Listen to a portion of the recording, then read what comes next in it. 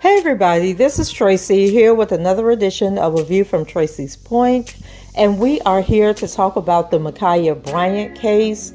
And for those of you who are not familiar with Ma'Khia Bryant, she is a 16-year-old girl from Columbus, Ohio, who was killed by police who arrived on the scene after receiving a 911 call about somebody with a knife.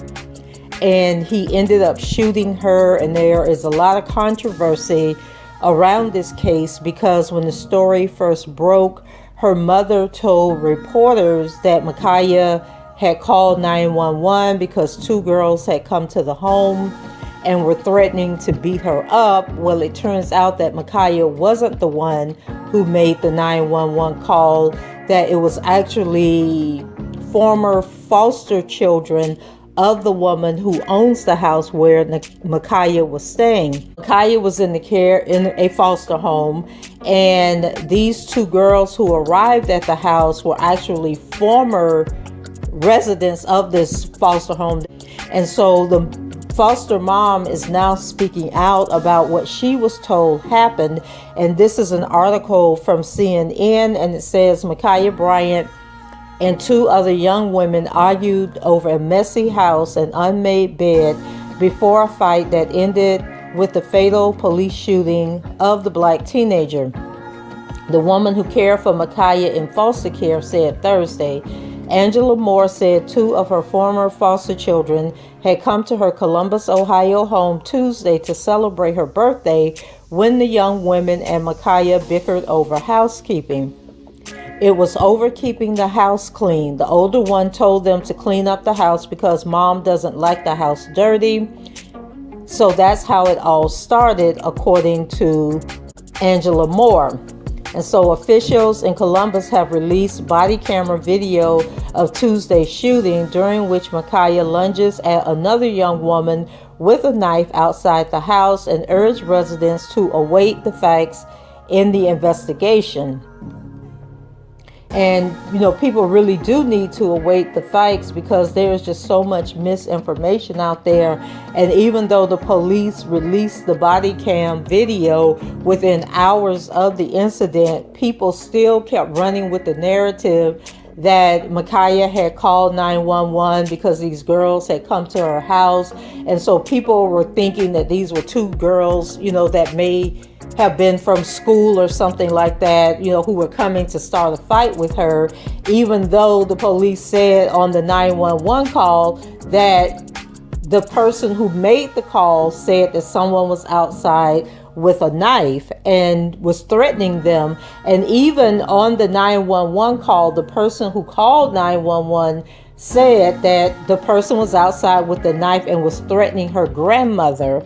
And, even though the 911 operator kept asking questions, the person never answered the question because there was just so much chaos going on at the time. But in the background, you could hear a lot of yelling and arguing going on. And then it sounded like a second person took over the call, but still didn't answer any questions that the 911 person was asking.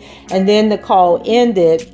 And then a few minutes later, another call came in, and it might have been more than a few minutes because it seemed like it took a long time for the police to eventually get there. But when the officer arrived, there was a lot of chaos going on. And so people are saying, well, he shouldn't have pulled his gun. Why did he pull a taser? Why didn't he go and tackle her? And it just always trips me out how, Monday morning quarterbacks always know what's the best solution when they have never been through police training, never had to make a split-second decision. And so I counted the seconds in watching the video, and it was like 10 seconds from the time the police officer got out of the car until he fired those fatal shots that killed Ma'Khia, unfortunately. But in that 10 seconds, he had to contend with the fact that he got out of the car, ran around the car. There is a girl running towards him who's being chased by Micaiah, who has a knife. The girl realizes Micaiah has a knife and she falls to the ground. And then a man comes and kicks this girl in the back of her head, and nobody's talking about that. And we always want to yell, protect black women, protect black women. But when the scenario doesn't fit the agenda, then people want to overlook the fact that a grown man took his foot with a shoe on and like kicked this girl in the back of her head so hard that she fell forward. So I believe that when the officer got out of the car, and at the point where he pulled his gun, he really was pulling his gun because he saw the threat as that man who was kicking that girl in her head, not at Micaiah, but then his attention shifts towards Micaiah when she turns around and charges after this girl who was standing there with a dog wearing the pink warm-up suit. And that's when he realized she had that knife in her hand, and then it probably clicked in his head that he was there on a call about somebody threatening people with a knife. And so in that split second, he had to decide, like, am I going to deal with this man kicking this girl, or am I going to deal with saving this woman who's now about to be stabbed? And so I don't think he had an option or had the ability to, one, pull the taser, put his gun down and pull the taser, because in that instance of making that transition, Micaiah would have stabbed the girl in the pink. And then also he couldn't have tackled Micaiah, because in the seconds it would have taken him to get from where he was at to Micaiah, she would have stabbed the girl. And so I was reading another story, where they were talking about the use of deadly force, and they were basically saying that the taser would not have worked because, first of all, he would have had to deploy the taser. The taser would have had to attach to her, right, in order to disable her, but her adrenaline was so high that the taser wouldn't have helped. And we've seen that in other police-involved shootings, and we can go back to the Rayshard Brooks case, who had been tased, but his adrenaline was so high and he had alcohol in his system that the taser didn't work on him, and then he was able to take the taser from the police and run off, and then we know he eventually was shot by police. But we'll go ahead on with the story. It says that Moore, who is the foster mother, relayed for CNN the story she said was told by one of the girls in the house at the time. According to the girls, Micaiah said, "You're not the guardian of me," when they told her she needs to clean up the house. And so she said that they argue all the time, but I never thought it would escalate like this. Moore says she received a frantic call from one of the former foster children, who is seen in police body camera footage wearing pink and recording as Micaiah lunges at her with a shimmering knife. "Mom, get home. Where are you? They're going crazy," Moore said the young woman told her. She said, "They shot Micaiah," and I said, "Huh? It was just crazy." Moore says she started praying. Soon she started getting text messages from people saying, "I'm sorry." When she got home, a police officer told her Micaiah had died. "I never in my worst nightmare would have thought it would ever come to this," she said. Outside Moore's home on Legion Lane, votive candles stretches onto the sidewalk. Thursday balloons and flowers draped the side of a tree. Mourners paid their respects to Micaiah, who, according to Moore, had been living at the house for only a couple of months. "She was fun," Moore said of her young charge. "She liked to dance.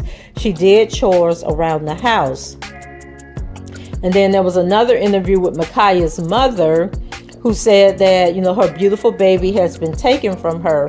And Micaiah's cousins remembered her as a good student, a good person, whose life was unnecessarily cut short by disproportionate and unjustified use of force. "As a family, we are all saddened by the tragic and unnecessary death of Micaiah," says Don Bryant and Deja Torrance in a public appeal for justice. "She was loved by many. We want to remind everyone Micaiah was only a 16-year-old teenage girl." Ma'Khia's mother, Paula, in an interview Thursday said her beautiful baby has been taken from me. I love God and I'm just going to put it in God's hands right now, Bryant said when asked about accountability for her daughter's death at the hands of police. That's all I know to do is pray. And so it seems like she has really, toned down her rhetoric as more facts are starting to come out about the case. And she went on to share that Ma'Khia, she was loving, funny, and a humble child who enjoyed music, cooking, and seeing others laugh. She had recently made honor roll in high school, and that Ma'Khia's TikTok videos of makeup and styling her hair were widely shared, following her passing. I want the world to know that Ma'Khia was beautiful, Bryant said. She had a sweet little voice. Oh my gosh, she was just so talented. She was on the path to going many places, definitely. So I'm going to end this here, and I may come back with another video where I talk more in depth about how the media pushes Black trauma. They are keeping Black people traumatized with these police shootings and just the little tactics that they use, because even as more information is coming out about this case, the media is still running with this narrative that Ma'Khia Bryant was at her home, that these girls showed up to start a fight with her, that she called 911, when they know at this point that that is not the truth. And nobody is putting out a retraction. Nobody's saying that we got it wrong. The people on Twitter, the blue checks who think they know everything, who in reality are being paid to push this misinformation about these cases, none of them are coming back saying, oh, we got this one wrong. Let's wait for more information to come out. Instead, they are steady posting this false narrative. And I may come back and do another video on, my feelings on that. But anyway, just want to bring you guys this update and to let you know what the foster mother is saying she was told took place, because she was actually at work when all of this was going down. Go ahead, leave your comments below, rate the video, and subscribe to the channel if you haven't done so already.